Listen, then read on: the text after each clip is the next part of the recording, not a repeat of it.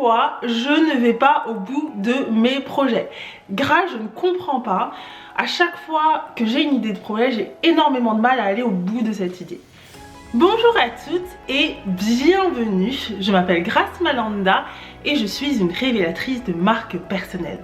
J'aide les indépendantes à identifier leur atout unique afin de créer et développer une activité à leur image.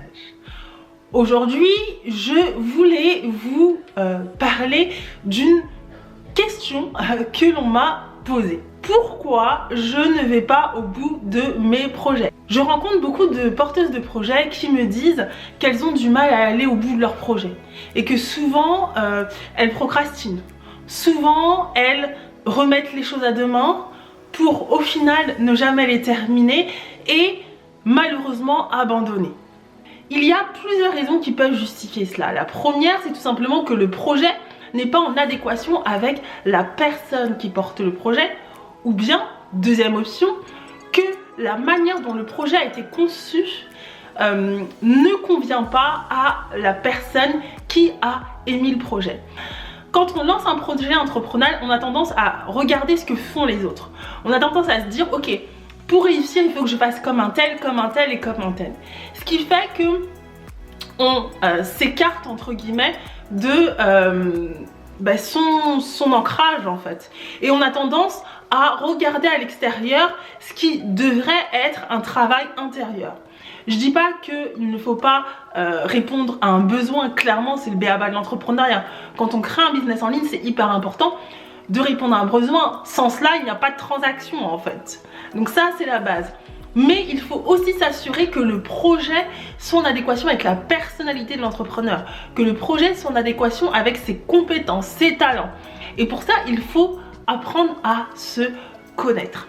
Et c'est finalement toute l'approche que je réalise avec mes clientes, notamment grâce à la méthode MBTI. Donc la méthode MBTI, c'est une méthode qui permet justement d'apprendre à se connaître grâce à un test qui va nous permettre finalement de définir notre profil. Ce test, c'est clairement une grille de lecture pour mieux nous comprendre. Comprendre comment on fonctionne, quel est le mode de fonctionnement, quels sont les environnements qui sont propices à notre épanouissement. Et pour moi, c'est hyper important de relier cela à l'entrepreneuriat.